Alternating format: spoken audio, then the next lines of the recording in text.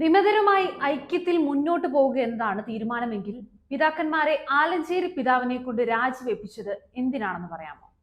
ആന്റണി കരിയിൽ പിതാവിന്റെ രാജിക്ക് നിങ്ങൾ എന്ത് വിശദീകരണമാണ് പറയാനുള്ളത്? എറണാകുളം അങ്കമാലി അതിരൂപതക്കാർക്ക് ഇഷ്ടമുള്ള രീതിയിൽ കുർബാന ചൊല്ലാമെന്നാണെങ്കിൽ ബാക്കിയുള്ള രൂപതകളിലും വൈദികർക്ക് യുക്തമെന്ന് തോന്നുന്നത് പോലെ വിശുദ്ധ കുർബാന അർപ്പിക്കാമോ? വിമത വൈദികരുടെയും വിശ്വാസികളുടെയും താല്പര്യങ്ങളാണോ അതോ സഭയാണോ നിങ്ങൾക്ക് വലുത്? സഭ അനുവദിച്ചതിലും അംഗീകരിച്ചതുമായ ഏകീകൃത കുർബാന തങ്ങൾക്ക് നടപ്പിലാക്കി തരണമെന്നാവശ്യപ്പെടുന്ന എറണാകുളം അങ്കമാലി അതിരൂപതയിലെ വിശ്വാസികൾക്ക് എന്ത് നീതിയാണ് നിങ്ങൾ നടപ്പിലാക്കാൻ പോകുന്നത്? അസാധുവെന്നോ ശീഷ്മയെന്നോ പ്രഖ്യാപിച്ച ഒരു കുർബാന വീണ്ടും ദേവാലയങ്ങളിൽ അർപ്പിക്കുവാൻ അനുവാദം നൽകുന്ന നിങ്ങൾക്ക് കാനോൻ നിയമവും ദൈവശാസ്ത്രവും കത്തോലിക്ക സഭയുടെ പാരമ്പര്യങ്ങളും ചരിത്രവും ഒന്നും അറിവില്ലെന്നുണ്ടോ? അടുത്ത മാസത്തിൽ നടക്കുന്ന സിനഡിൽ തിരുവനന്തപുരത്തെ ആമയിഴഞ്ചാൻ തോട് വൃത്തിയാക്കേണ്ടതിനെ കുറിച്ചും വീര്യം കുറഞ്ഞ മദ്യവും ബിയറും വീടുകളിൽ എത്തിച്ചു കൊടുക്കുവാൻ തീരുമാനമെടുക്കാൻ പോകുന്ന സർക്കാരിന്റെ നിലപാടുകളെ കുറിച്ചും നിർമ്മിത ബുദ്ധി മനുഷ്യ സമൂഹത്തിന് എങ്ങനെയൊക്കെ വിനയായി തീരുമെന്നതിനെ കുറിച്ചുമൊക്കെ പ്രസ്താവനകൾ ഇറക്കുവാൻ മറക്കരുത്. സീറോ മലബാർ സഭയുടെ പേരിൽ ഇങ്ങനെയുള്ള പ്രസ്താവനകൾ നടത്തുവാനാണല്ലോ നിങ്ങൾ ഒത്തുകൂടുന്നത്. സെമിനാറി പ്രവേശനം മുതൽ നസ്രാണി സഭയുടെ യാമപ്രാർത്ഥനകൾ ക്രോഡീകരിക്കുവാനുള്ള ശ്രമകരമായ ദൗത്യത്തിൽ ഏർപ്പെട്ട വ്യക്തിയാണ് ചാവറയച്ചൻ. താൻ സമാഹരിച്ച യാമപ്രാർത്ഥനകളുടെ എല്ലാ ഭാരങ്ങളും എടുത്തുവെച്ച് നസ്രാണി സഭയിൽ അന്നുണ്ടായിരുന്ന എല്ലാ മൽപ്പാന്മാരെയും വിളിച്ച് ചർച്ച ചെയ്തതിനു ശേഷമാണ് യാമപ്രാർത്ഥനകളുടെ ക്രോഡീകരണം അദ്ദേഹം പൂർത്തിയാക്കുന്നതും അച്ചടിക്കുന്നതിനുള്ള അനുവാദത്തിനായി മാർപ്പാപ്പയോട് അപേക്ഷിക്കുന്നതും. വിശുദ്ധ കുർബാന, മരിച്ചവരുടെ ശേഷക്രിയകൾ, പാട്ടുറംശ ആദ്യായ ആരാധനാക്രമങ്ങളുടെ എഴുതപ്പെട്ട നിയമങ്ങൾ ലഭ്യമല്ലാതിരുന്നതിനാൽ ഓരോ സ്ഥലങ്ങളിലും വ്യത്യസ്തമായ രീതികളിൽ ഇവ നടന്നു വന്നിരുന്നു. ഇതിന് പരിഹാരമായി തുക്കാസ എന്ന ഗ്രന്ഥം അദ്ദേഹം എഴുതുകയുണ്ടായി. 3 വൈദികർ ഒന്നിച്ചു ചൊല്ലുന്ന തപസ് കുർബാന ക്രമവും തിരുനാളുകളുടെ തലേ ദിവസത്തെക്കുറിച്ചുള്ള വേസ്പരയുടെ ക്രമങ്ങളും അദ്ദേഹം എഴുതി നടപ്പിലാക്കി. സുറിയാനി ക്രമ പഞ്ചാംഗവും ചാവറയച്ചൻ തന്നെ എഴുതി പ്രസിദ്ധീകരിച്ചു. ചാവറയച്ചൻ വികാരി ജനറൽ ആയിരുന്ന കാലത്ത് സീറോ മലബാർ സഭയെ ഭരിച്ചിരുന്നത് ലത്തീൻ സഭയിൽപ്പെട്ട വിദേശ മെത്രാന്മാരായിരുന്നു. എല്ലാ പരിമിതികളുടെയും നടുവിൽ നിന്നാണ് നസ്രാണി സഭയ്ക്ക് വേണ്ടി ചാവറയച്ചൻ ഇത്രയും കാര്യങ്ങൾ ചെയ്തു കൂട്ടിയത്.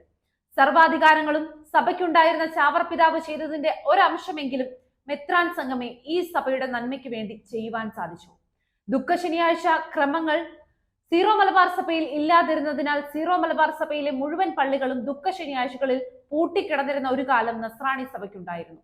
അങ്ങനെ ദുഃഖ ശനിയാഴ്ചകളിൽ പള്ളികളിൽ പൂട്ടിക്കിടക്കുന്നത് നന്നല്ല എന്ന് മനസ്സിലാക്കിയ ചാവറയച്ചൻ ലത്തീൻ റീത്തിൽ നിന്നും ശനിയാഴ്ച ക്രമം സുറിയാനി ഭാഷയിലേക്ക് വിവർത്തനം ചെയ്ത് മാർപ്പാപ്പയുടെ അനുവാദത്തോടെ നടപ്പിലാക്കി. ഒന്നുമില്ലാതിരുന്ന ഒരു സാഹചര്യത്തിൽ ഇതെങ്കിലും ആകട്ടെ എന്ന ഉദ്ദേശത്തോടെയാണ് അദ്ദേഹം ഈ കർമ്മങ്ങളെല്ലാം നടപ്പിലാക്കിയത്. അതിനെതിരെ ചാവറയച്ചൻ നസ്രാണി സഭയെ ലത്തീനീകരിച്ചു എന്ന് പറഞ്ഞ് ദാർഷ്ട്യത്തോടും അഹങ്കാരത്തോടും കൂടി ചാവറ പിതാവിനെ ഇകഴ്ത്തി സംസാരിക്കുന്ന മെത്രാന്മാരെ ഇപ്പോൾ എന്തായി? അഴുക്കാക്കി വിടക്കാക്കി തനിക്കാക്കിയ അവസ്ഥയിലല്ലേ സീറോ മലബാർ സഭയും സഭയുടെ ആരാധനാക്രമങ്ങളും? റോക്കോ ശീഷ്മ കാലത്ത് ചാവറ പിതാവിനെ അനുനയിപ്പിക്കുവാൻ മെത്രാൻ സ്ഥാനം വരെ വാഗ്ദാനം ചെയ്ത ആളാണ് റോക്കോസ്. ചാവറ പിതാവ് അനുനയിപ്പെട്ടിരുന്നുവെങ്കിൽ നസ്രാണി സഭയുടെ സർവാധികാരിയായി റോക്കോസിന് കഴിയുമായിരുന്നു. എന്നാൽ തനിക്ക് മെത്രാൻ പട്ടം വേണ്ട, നസ്രാണി കത്തോലിക്ക സഭയുടെ മകനായി മരിച്ചാൽ മതിയെന്നായിരുന്നു ചാവറയച്ചന്റെ മറുപടി. സ്വന്തം ജാതിയിൽപ്പെട്ട മെത്രാന് വേണ്ടിയും സഭയുടെ സ്വയം ഭരണത്തിന് വേണ്ടിയും നസ്രാണി സഭയിൽ നിന്നും വിദേശ മേൽക്കോയ്മയെ കെട്ടുകെട്ടിക്കുവാൻ ശ്രമിച്ച നസ്രാണി സഭയിലെ പൂർവികരും CMI സന്യാസ വൈദികരും ആ സഭയിൽപ്പെട്ട 7 ബാഗുല്യങ്ങളുമെല്ലാം അനുവദിച്ച കഷ്ടപ്പാടിന്റെ തുടർച്ചയായിട്ടാണ് 1887 ലത്തീൻ സഭയിൽ നിന്നും നസ്രാണി സഭയെ വേർപെടുത്തി പുതിയ ഹയറാർക്കി നസ്രാണി സഭയ്ക്ക് റോമിൽ നിന്നും സ്ഥാപിച്ചു കിട്ടിയത്. ഇപ്പോൾ ഈ സഭ എല്ലാ അധികാരങ്ങളോടും കൂടി ഒരു സ്വയം ഭരണാധികാര സഭയാണ്. പക്ഷേ കിട്ടിയ അധികാരം വേണ്ട വിധം കൈകാര്യം ചെയ്യാൻ കഴിവില്ലാത്ത ഒരു നേതൃത്വമാണ് നസ്രാണി സഭയ്ക്കുള്ളത്. അനുവദിച്ചു തന്ന തങ്ങളുടെ സ്വയം ഭരണാധികാരം എന്ന സഭയുടെ പദവി തിരിച്ചെടുത്ത് അങ്ങയുടെ നേരിട്ടുള്ള ഭരണത്തിന് കീഴിൽ വിശ്വാസികളെ വീണ്ടും ചേർക്കുക. ഈ പദവി തുടരാനുള്ള പക്വത തങ്ങൾക്കായിട്ടില്ല. കാര്യഗൗരവമോ സാമർഥ്യമോ ഇല്ല. ഐക്യവും സ്നേഹവുമില്ല. CMI സന്യാസ സഭയോട് പറയുവാനുള്ളത്, റോക്കോ ശീഷ, മേലു ശീഷ്മ, പദ്രുവാദോ ശീഷ്മ എന്നീ ശീഷ്മകളെ നിങ്ങൾ കെട്ടുകെട്ടിച്ചു. വിദേശ ഭരണത്തെ ഈ നസ്രാണി സഭയിൽ നിന്നും കെട്ടുകെട്ടിക്കുവാൻ നേതൃത്വം കൊടുത്തു. അടുത്ത ശീഷ്മയെ നസ്രാണി സഭയിൽ നിന്നും ഇല്ലാതാക്കുവാൻ എന്നത്തേക്കാണ് സഭാ നേതൃത്വം പുറപ്പെടുക?